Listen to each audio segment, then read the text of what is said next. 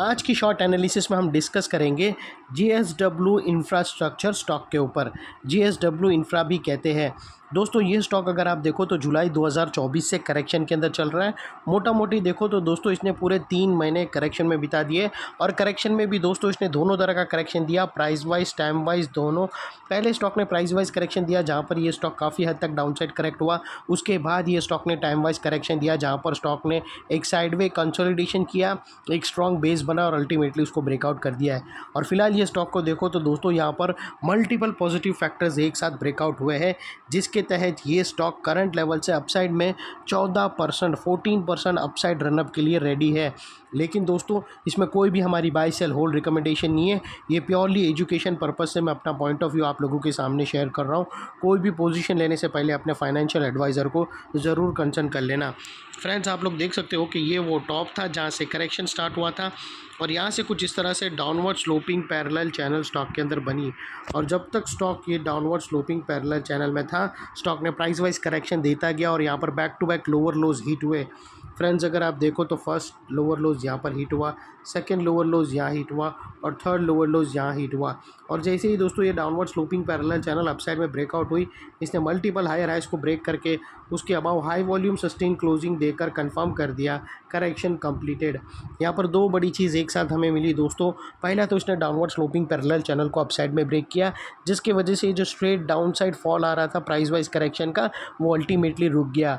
और सेकेंडली इसके अंदर जो back to back lower lows hit हो रहे थे वो स्टॉप होकर उसके अगेंस्ट में first time higher highs register हुआ, जो हमें कंफर्म करता है कि स्टॉक के अंदर बॉटम लग गई है, करेक्शन कंप्लीटेड और ट्रेंड इसका चेंज हो चुका है। करेक्शन का ट्रेंड बाई साइड की तरफ शिफ्ट हो चुका है। अनलेस एंड अनटिल यहाँ पर कोई नया लोअर लोज ना मिले या फिर पुराने लोअर लोज के नीचे क्लोजिंग ना मिले, तब तक हम यही मानकर चलेंगे कि यहाँ पर बॉटम लग गई है और करेक्शन कंप्लीटेड। और दोस्तों बात कर लेते हैं यहाँ पर डाइवर्शन का।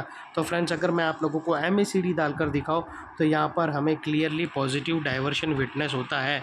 दोस्तों प्राइस एक्शन के जो लास्ट लोअर लो स्विंग है अगर आप देखो तो वो डाउन साइड में टिल्ट होते हुए तुम्हें दिखेंगे यहाँ पर इस तरह। और वही MACD के ऑसिलेशन देखो तो वो अपसाइड में टिल्ट हुए हैं और यहाँ से हमें ब्रेकआउट मिला है, जो एक अपसाइड मोमेंटम पंप करेगा स्टॉक के अंदर। और अल्टीमेटली दोस्तों बात कर लेते हैं यहाँ पर पॉजिटिव चार्ट पैटर्न की। तो दोस्तों अगर आप देखो तो यहाँ पर हमें एक ट्रायंगुलर चार्ट पैटर्न ब्रेकआउट होता हुआ मिलता है। फ्रेंड्स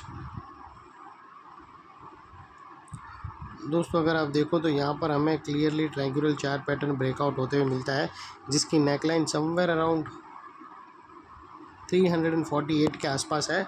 और दोस्तों ये जो इनसाइड रेंज है असेंडिंग ट्रायंगुलर चार्ट पैटर्न की, ये तकरीबन दोस्तों 14% की है। जो ये रेंज के बाद ऊपर अपसाइड सस्टेन मूव स्टार्ट करेंगी तो स्टॉक 14% तक अपसाइड मोमेंटम दे सकता है। और वो लिहाज से दोस्तों अगला टारगेट स्टॉक का 400 रुपीज़ का आता है। और फ्रेंड्स बात कर लेते हैं यहाँ पर स्टॉप लॉस की। तो दोस्तों आप लोग अपने एडवाइज़र को पूछकर ATR की हेल्प ले सकते हो, या फिर दोस्तों यहाँ पर एक रेंज है उसके लो के नीचे या फिर ब्रेकआउट कैंडल के लो के नीचे क्लोजिंग बेसिस पे यहाँ पर रख सकते हो अपने एडवाइज़र को पूछकर, या फिर एक नियरेस्ट लोअर स्विंग है वो भी आप रख सकते हो। लेकिन दोस्तों आप लोगों को इतना मेक श्योर करना है कि आपका risk to reward ratio at least 1:2 या मिनिमम 1:1.5 रहना चाहिए। और सेकेंडली दोस्तों यहाँ पर कुछ रेजिस्टेंस है जो ये स्टॉक फेस करेगा टारगेट से पहले, जिसको हम ब्लू में कर देते हैं। और दोस्तों आप लोगों को एक और चीज़ बताना है कि नेकलाइन के पास का ये एरिया बहुत ही इंपॉर्टेंट एरिया बनकर खड़ा है, क्योंकि अगर आप देखो तो मल्टीपल पॉजिटिव फैक्टर्स यहाँ पर एक्शन में आते हुए मिले।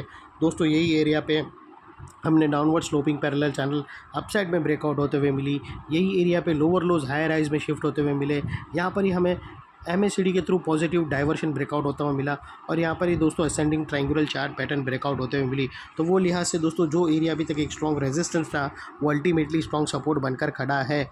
और दोस्तों आपका स्टॉप लॉस भी इतने बड़े स्ट्रॉन्ग सपोर्ट के नीचे क्लोजिंग बेसिस पे होना चाहिए जो आसानी से हिट ना हो। और बाय एनी चांस अगर क्लोजिंग बेसिस पे हिट हो जाता है तो दोस्तों नो इफ़ नो बट सीधा स्टॉप लॉस देकर ट्रेड को वाइंड अप कर देना चाहिए। ये थी हमारी शॉर्ट एंड स्वीट एनालिसिस। अच्छी लगे तो प्लीज़ चैनल को लाइक शेयर सब्सक्राइब ज़रूर करना फ्रेंड्स। थैंक यू, जय हिंद।